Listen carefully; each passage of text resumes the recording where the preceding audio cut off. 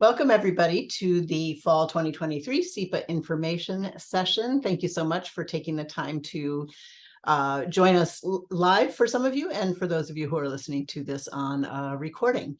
I'm Christine Valenza-Shin. I am the Executive Director for Beyond Barnard, and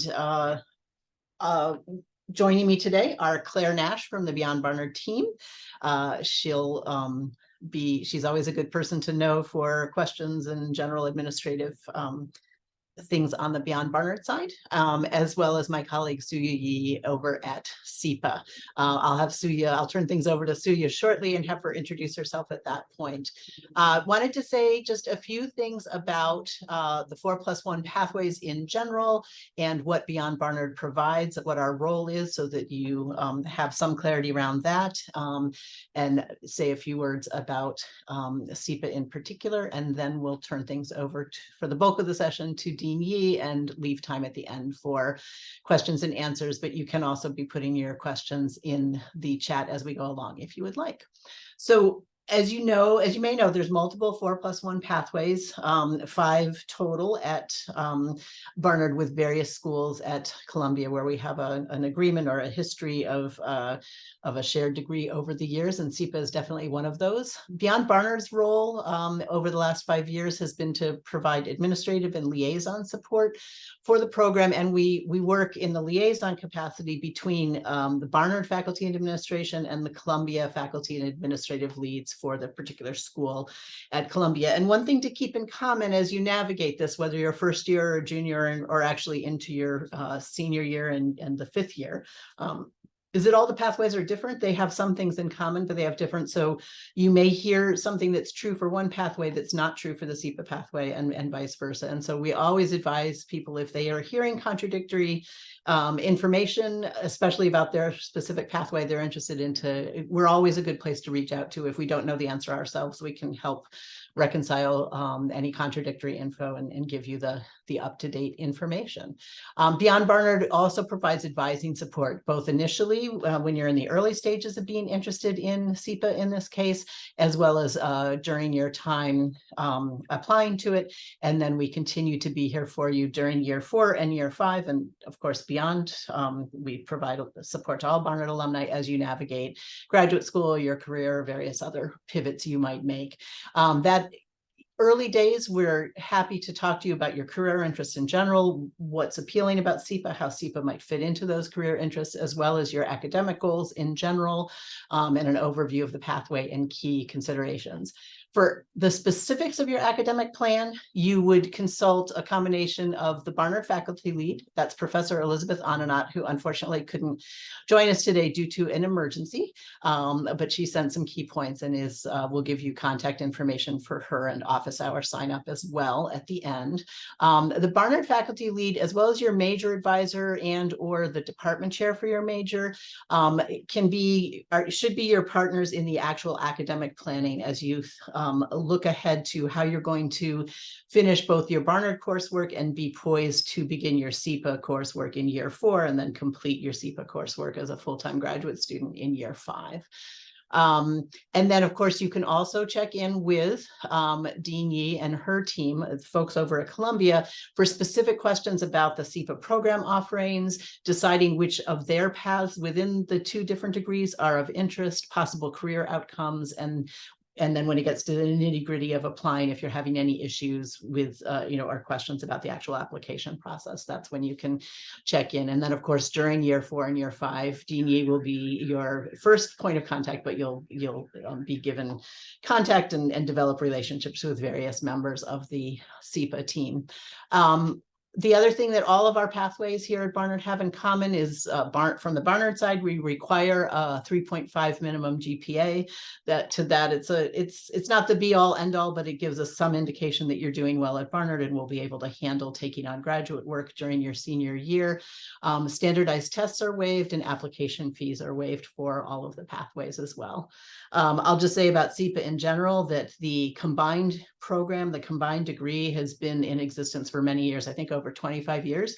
It was brought under the 4+1 pathway umbrella or name several years ago when Beyond Barnard was created, and it kind of moved over to us. But it's a longstanding, mutually beneficial partnership over the years. Many of your Barnard alums have participated in over the years, and it's and I won't speak for Dean Yee, but she said good things in the past about Barnard students and their success.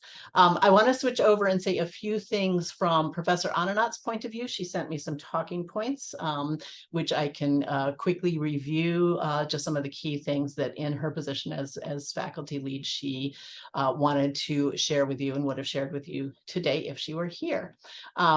So I'm just going to kind of read and summarize at the same time. So Professor Ananat's role and perspective is that the SIPA 4+1 can be a great enriching educational experience, but not if it jeopardizes your timely and successful graduation from Barnard. And that's one of the Barnard faculty leads in all cases are sort of there to look out for that and make sure that you're going to be able to successfully complete your Barnard academic requirements. She's here to make sure you only apply to SIPA if you're positioned to complete your Barnard degree successfully during that fourth year, or the first year of grad school, the fourth year of Barnard. That overlapping year is sort of a key point. Generally speaking, and Dean Yee can speak to this a little further in the presentation, there's generally speaking, there is room for you to take only up to 2 courses at Barnard during year 4. So you need to, SIPA is a 54 credit total program. And so in order to finish those 54 credits, you need to be taking a fair number of SIPA credits during year 4. We generally say 24. Dean, you can speak to whether there's any flexibility on their side on that part. So what that generally means is that we would like to see most SIPA applicants have almost all of their Barnard degree requirements done, including their major requirements, by the end of their junior year, with the exception of your senior thesis or capstone project. So depending on your major, you may still need to do your thesis, and you will have time in your schedule to do that in addition to the SIPA courses you need to begin taking. So we'll speak a little bit more in details, but one of the key things that is important to realize about SIPA is that the application is a 2-part prospect. I'm not saying that right, but process, that's the word I'm looking for. So the key thing here is that you need Professor Ananat's permission and clearance to submit your application to SIPA. And Dean Yee and her team will not look at your application, even if you submit it through their portal, until she's gotten the list from Professor Ananat. What is Professor Ananat looking for? She's looking for what I just mentioned, the fact that you'll be poised to be able to fit in what you need to fit in to finish graduating from Barnard in year 4, and then also looking at the case of the fact that some of the courses you take at SIPA during your senior year they'll be counted towards your Barnard degree, but you can also later, once you're full-time enrolled at SIPA in year 5, can ask for some of those credits to be transferred over. The key thing Professor Ananat is looking at early on is to see if the courses that you plan to take at SIPA during your senior year at Barnard, year 4 at Barnard, and the first year of SIPA, is to make sure that all of those are what we deem liberal arts courses. Most of them are, but there are a couple of exceptions, things around negotiation and business process and other sort of professional requirements that wouldn't count as a Barnard liberal arts course. So that's one of the key things she's looking at. There is a form that you will fill out and submit to Professor Ananat by January 10th. We are in the process of updating that, and we will update the link on our website as well as send it in a follow-up email following this session, so that you have the most up-to-date information on how to map out what you plan to take and how you plan to count things. And at the end of the presentation, we'll also drop into the chat the sign-up sheet for Professor Ananat. Has special office hours just for SIPA 4+1, and there'll be a sign-up sheet that you can access. And I just wanted her final points that she wanted me to share is she also is a great person to talk to about whether the SIPA degree is a good fit for your goals. Professor Ananat herself has a master's of public administration and then went on to other graduate work in economics. So she's got an interesting perspective. She didn't do it here at Columbia, but interesting perspective on the various degrees and what might be helpful. All right, I don't know if I think I did a slightly confusing job of summing up her part, and hopefully things will become clear as we go along, and then happy to answer follow-up questions at the end of the presentation. So I will stop talking for now and pass things over to Dean Yee. Thank you so much. Hello, everyone. I'm Suya Yi. I'm the Associate Dean for Student Affairs at SIPA, otherwise known as the Dean of Students. And it's really my great, distinct honor and pleasure to be the advisor for the Barnard 4+1 students. It's a great community of students over at SIPA, a pretty tight-knit group. And I've always been really impressed with the ambition and just intelligence and drive and commitment that the Barnard 4+1 students have in combining their academics from Barnard with a real focus on policy changes, real world changes, and real world impact, which draws them to SIPA. So yeah, I think that what Christine said is accurate. Like, you first have to go through a pretty rigorous, somewhat rigorous review at Barnard before we deem you eligible to apply for the program, because the last thing we want to do is for you to start it and then realize that somehow the SIPA requirements are creating an obstacle or a challenge for you completing your Barnard degree, or vice versa. So there's a pretty a thorough screening at the start, and then you apply. Students applying to this program apply by our final deadline, which is February 5th, 2024. So if you go to the SIPA website, you'll see a lot of other application deadlines in December and January, but those are more like early decision or fellowship deadlines. You all should keep in mind that February 5th deadline. And when you apply, and submit your transcripts and so on, we'll want to make sure that those include your fall transcript so that we can see the latest academic record for you all. So I'm gonna share my screen. Make sure I can do that. I have a PowerPoint I wanted to go through with you all. As some of you are seeing, oh my gosh, this is 48 pages. It's not that long. There are a lot of slides and photos of New York City. So hold on, let me just make sure all my controls are set up here.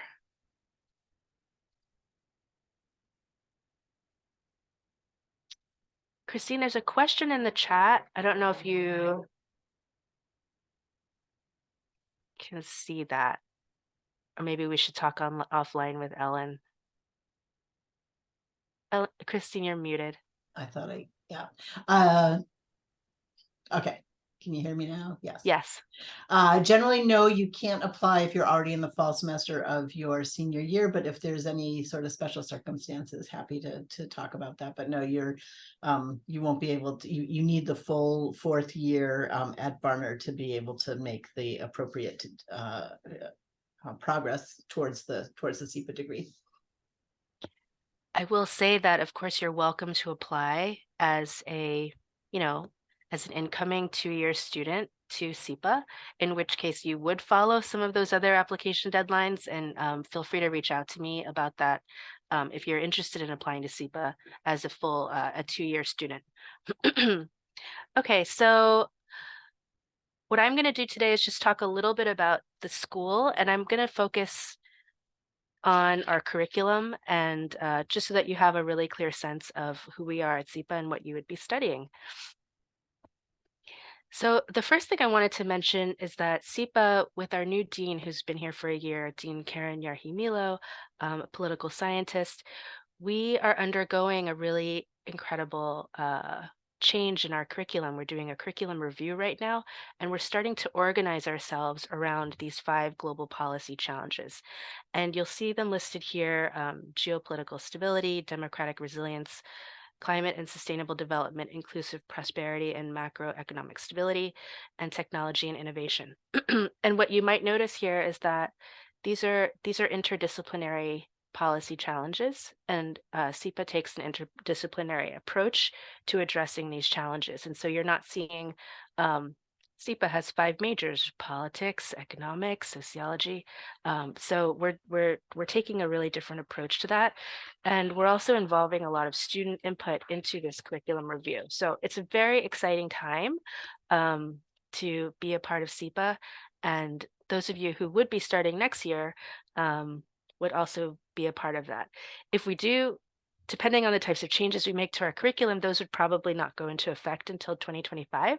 So those of you who are, maybe freshmen or sophomores now, you might actually be a part of that new curriculum if you start your studies at SIPA. So I think it's also worth noting that SIPA does not require a particular undergraduate major in order to apply. I know some of the 4+1 programs might require you to be an econ major or like a politics major, or but we will review and consider a Barnard student who has with any major. So after we have a really incredible video about these global policy challenges, the dean actually speaking about those, and so we'll share a link to that at some point today so that you can take a look at that later. Here's a link to that video, which I'm not going to share. She can watch later. We also recently created a dynamic video actually featuring a Barnard student talking about the 5-year program and the value of it and what she gained from it. And so I'm going to share that video. We're going to share that video in the chat a little bit later too, and hope you take some time to watch that. So why Columbia SIPA? Our website and promotional videos do the best job of promoting the school. I'll just say that we're the largest global public policy school, the most global, and in the most international city. And so what that does is it creates a ton of opportunities for you as students to explore your interests in public policy and international affairs space. And I'll share some stats at the end of this, but it's an incredibly international population, a very diverse community in terms of students, viewpoints, and areas of study, and an incredibly enriching place to study. One of the most wonderful things about our school are our faculty. We have 70 full-time and 200 adjunct and practitioners and scholars. You may know our newest professor of practice, Secretary Hillary Clinton. And we actually pride ourselves on our professors of practice. These are real world practitioners who come to SIPA to teach our students, and their practical knowledge combined with some of our other full-time faculty's academic theoretical knowledge just make for an incredibly dynamic learning environment for our students. We also recently announced that Maria Ressa, Nobel Prize winning journalist, will be joining our faculty next year as well. So it's an incredibly dynamic place to study and to learn from researchers and also practitioners.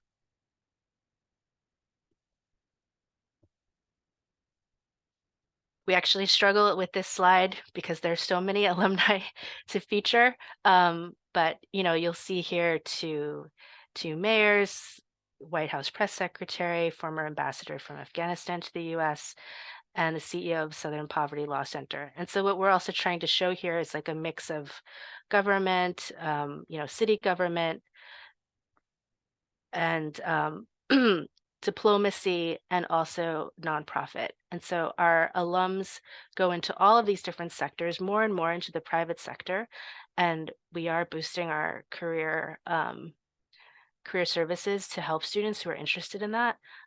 We have students going into the finance sector, and at the last World Leaders Forum that Columbia University hosted, we had the president of Paraguay there speaking with students, and he's also an alum of SIPA.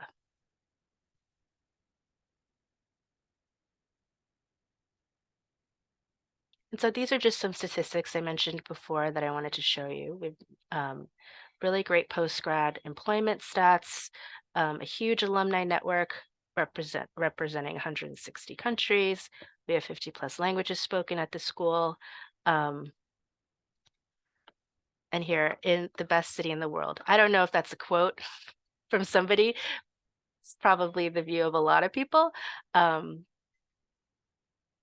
yeah, and so just keeping on with that career services focus, we do have a career, like a professional development, an academic program that requires you to take a few credits in developing your professional profile. And then we have several electives in the career space around negotiation. We have career changing for careers for mid-career professionals, which may not be super relevant for this crowd. um, and then we have, you know, working in the global workplace, and all kinds of electives and interesting things to choose from.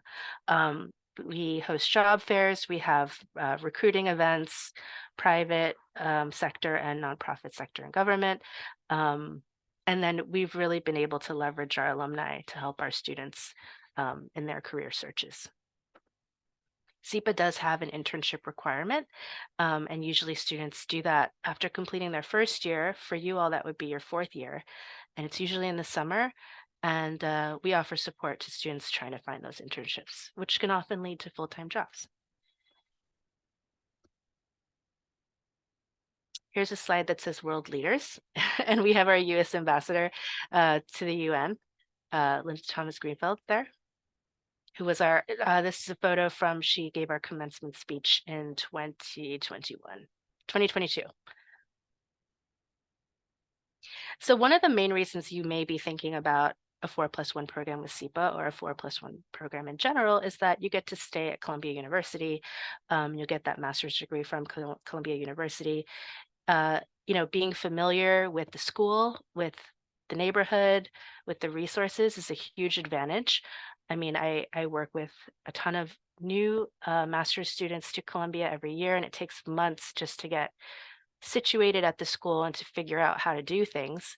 And so doing this 4+1 program, getting an incredible, prestigious master's degree at a school that you're already familiar with, you already have your foot in the door here, is a huge advantage. So feel free to put questions in the chat, but I'm going to just keep going along until I get to the end, unless there's some questions.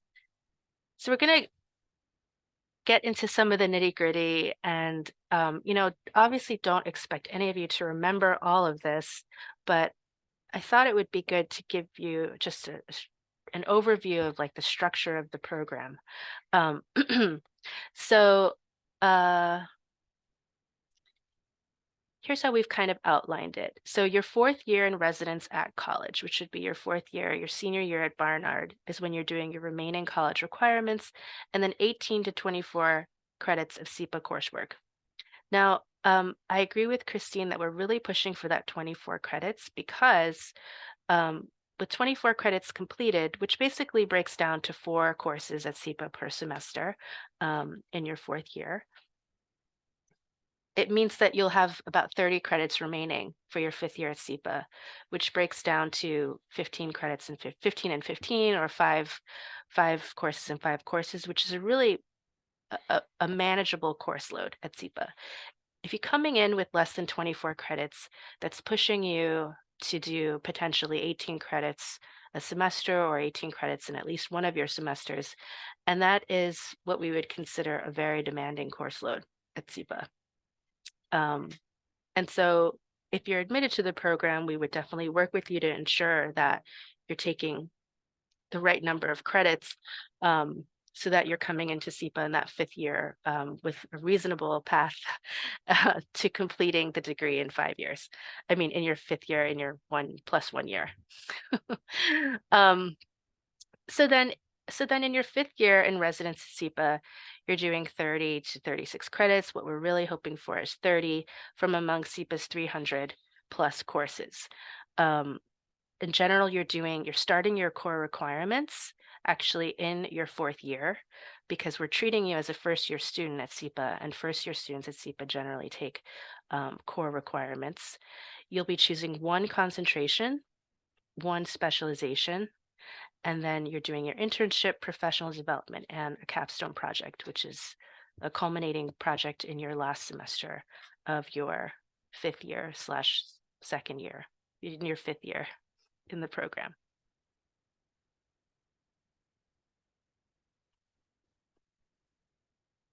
So these are our current concentrations that you choose from. Sorry, let me just go back for a second. Okay. So we have, and we, once you get to SIPA, you stop talking about them this way and you just talk about them in terms of their acronyms. So it's almost like strange for me to see it all written out here, because we just go EPD, EE, HRHP. So these are our current concentrations, and you'll see that some of them, align somewhat to traditional disciplines, but they're also somewhat interdisciplinary. And so we have economic and political development. And then within some of these concentrations, there are also pathways within them. So economic and political development, which right now is our largest concentration, has 4 different focuses. You can go like a political focus, an economic focus, sustainability focus, and so on.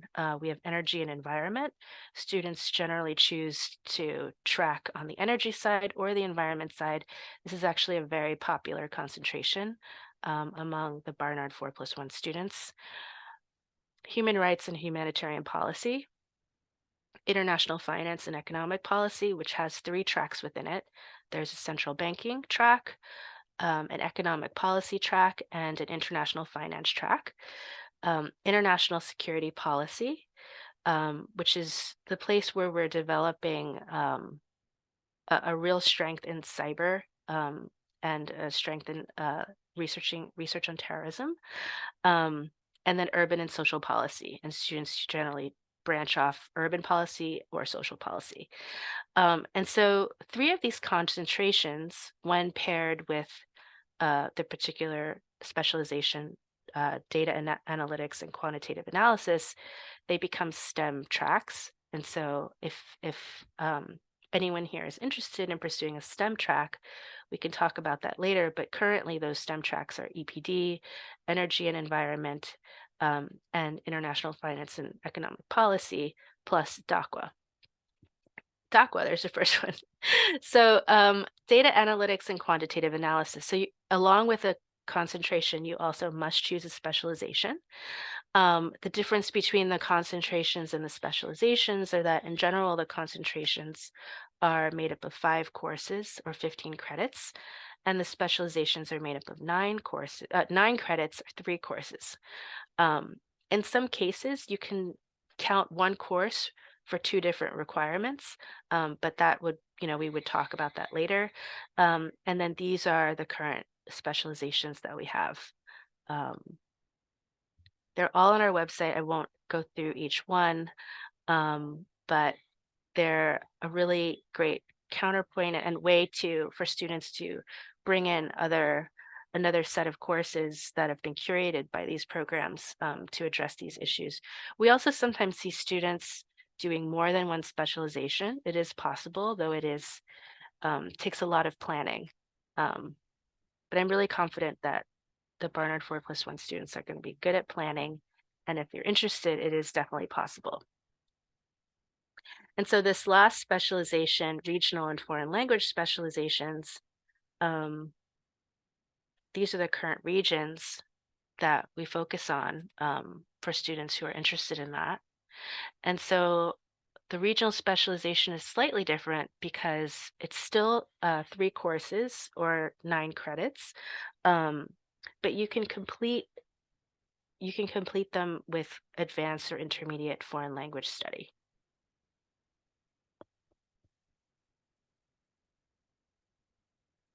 Let me just take a sip of water. So I mentioned in the breakdown of the requirements, we pulled out the capstone projects. The capstone program is an incredibly robust program. Students are the capstones are only in the spring semester. Students form teams and have a faculty advisor and work as consultants with various organizations. Many of the capstone projects include travel, international travel, which is a huge perk of the project.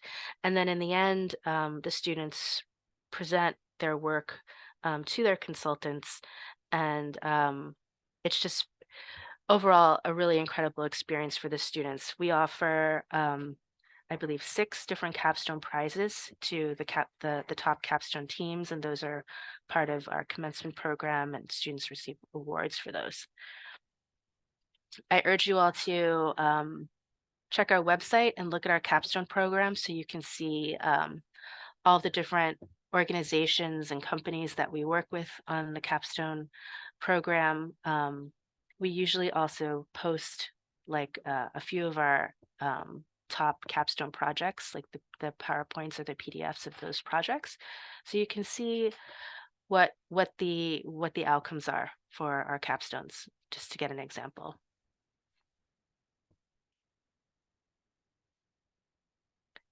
And so for many students coming to SIPA, especially our international students, the main draw is coming to New York City. I mean, you all have been here, and so you know what the city has to offer. Um, our office, the Office of Student Affairs, does a ton of programming for students to welcome them to New York. We're planning for later in November to take students out to a Knicks game. We're also going to the Empire State Building. In the spring, we'll be doing a circle line. We're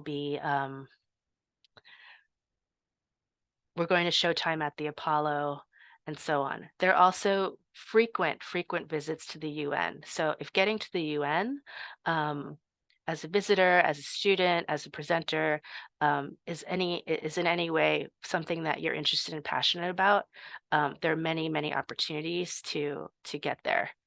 We work really closely with the UN. One of our specializations is in UN studies, and it's a real passion for a lot of students, and it's what brings them to SIPA.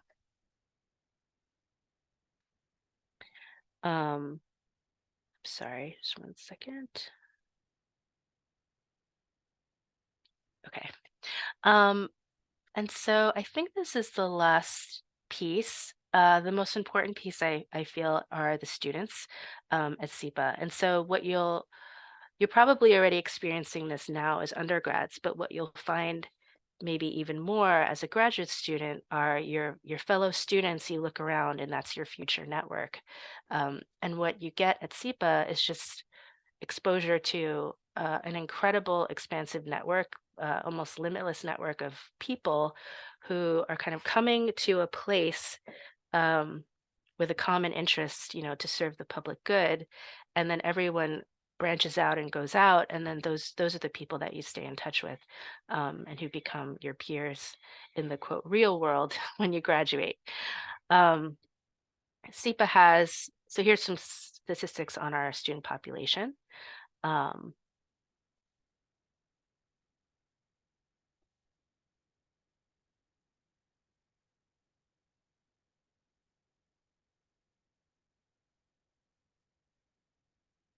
SIPA has a really thriving student life. Not only the Office of Student Affairs, where I work, hosts a lot of events for students, but we have a very thriving student government called SIPASA, the SIPA Student Association, which has 25 elected officers, and carrying out functions, from throwing a gala and a cruise. Actually, there's a boat cruise, a Halloween boat cruise tomorrow that they're doing, a 5-hour cruise, to advocacy and other types of, meetings and work, petitions and so on behalf of the student body to the administration.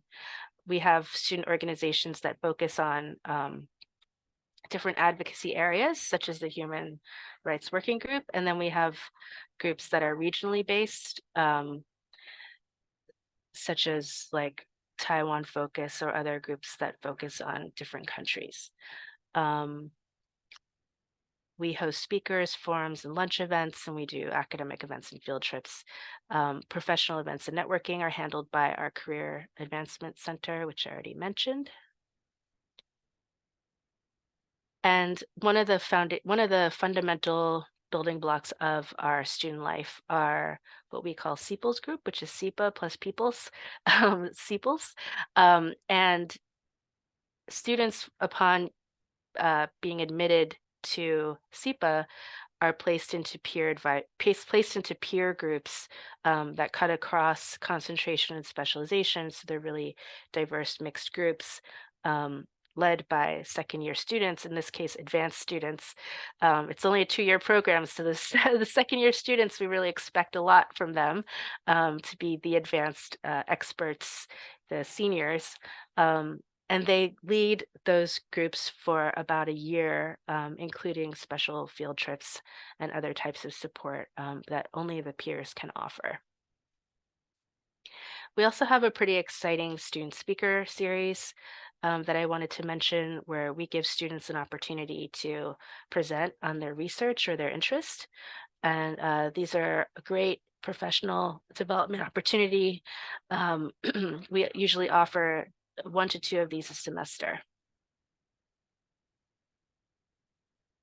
We always like to highlight our Sea Puppies program during really intense times of the semester, including now during midterms.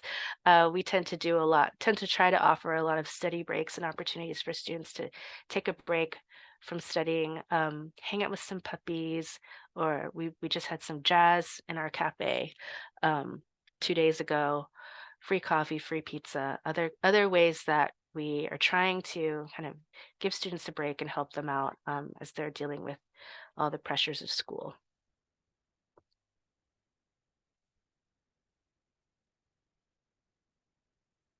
These are just a few highlights of speakers that we've had, and also events featuring students going into the community.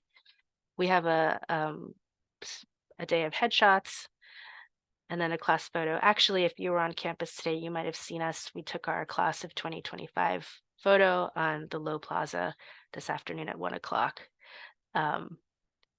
Unseasonably warm weather, which probably made for a really great photo. So that's the end of my presentation here. And as Christine already mentioned, these are a couple of the advantages. That there's no application fee, no standardized tests required, and no deposit fee.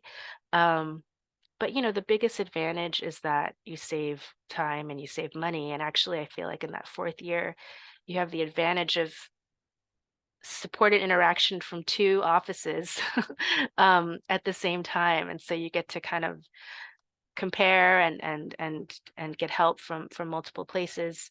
And then once you come into SIPA, the time just really flies. And so I think it's a great opportunity to save time and money in addition to these other perks.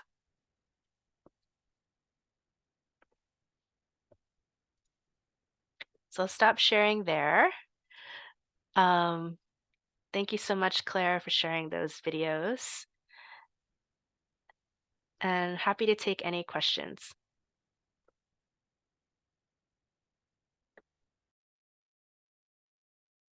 Feel free to unmute if you would like to ask your question or type it into the chat.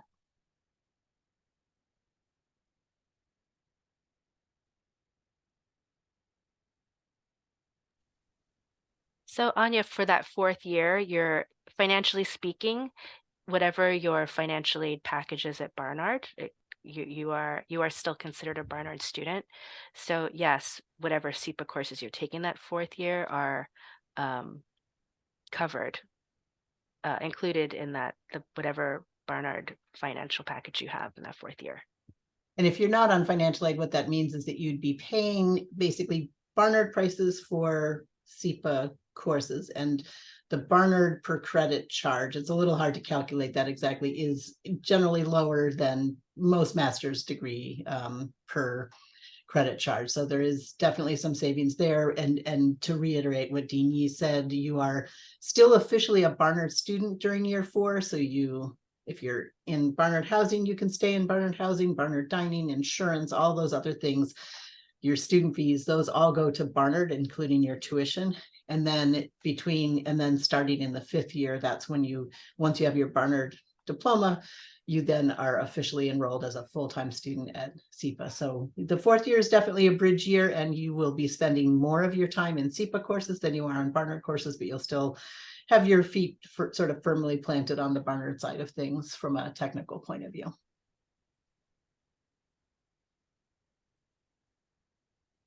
Christine, can you help with that Yes. question? I think you covered it around liberal arts courses, but maybe Right. again. So Thanks. generally speaking, what happens is the courses that you sign up for your 4th year, the SIPA courses, Dean Yee will help you register for those courses. Those will by default count towards your Barnard degree, unless there are 1 or 2 that Professor Ananat has concerns about not fitting the liberal arts mold. But she will communicate that to you before you even apply and make sure that you're clear on that. So the catch that I was mentioning before is that if you wanted those courses to count towards anything but your just general point total or general point total, you need to make sure, if you're thinking about having 1 or more of them count towards your major, you need to get permission from your department to do that. If you want to have 1 or more of them count towards your general education requirements, there's a list of the registrar has a list of courses which have already been granted, but you might have a special course that you want special permission, and that process takes time. All of that is delineated on the form that we're going to send to you with in a follow-up email, along with a copy of this recording. So, and we're happy to talk about the specifics of that to the extent that we're clear on it, but Professor Ananat is also good to talk to about the specifics of which courses you might have in mind. And then the double counting part comes really from the SIPA side, which is once you're in your 5th year at SIPA, you would follow their process to ask for those courses to be transferred and counted as well towards your SIPA degree.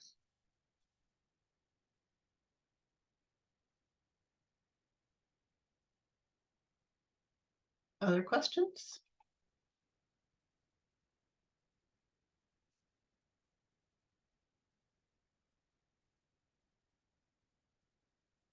Well, feel free to follow up. Again, you can always email Beyond Barnard with general questions, with sort of a general conversation about your interest in the program, how it might fit into both your career and your academic interests. Follow up with specifics about your course plan and how you plan to fit everything in with Professor Ananat. So you could put that link in now where they can sign up for an appointment with Professor Ananat to go over their plans. And then feel free to follow up on any of the specifics of the concentrations and specializations over on the SIPA side, or specific questions for them. And as I said, I'll just repeat that part. If you do get conflicting information, or if people keep bouncing you from office to office, that's a great time to email myself directly or Beyond Barnard in general. And part of our role is to sort of get to the bottom of that and make sure. I think, as you can tell, it's a little complicated to be earning both a BA and an MA at the same time. And, it's different schools, different departments, and that's where some of the natural confusion can arise, but we don't want you to be confused and we don't want you to be frustrated. So just communicate and we will do our best to answer your questions quickly and accurately. Thank you, everybody. And thank you Dean Yee, I know that like everybody here at the college and university, it's a really hectic time, not just with midterms, but with everything else that's going on in the world and in our community. So thanks for your time, and good luck on your midterms, and enjoy your fall break to all the students, and hope to talk to you all soon.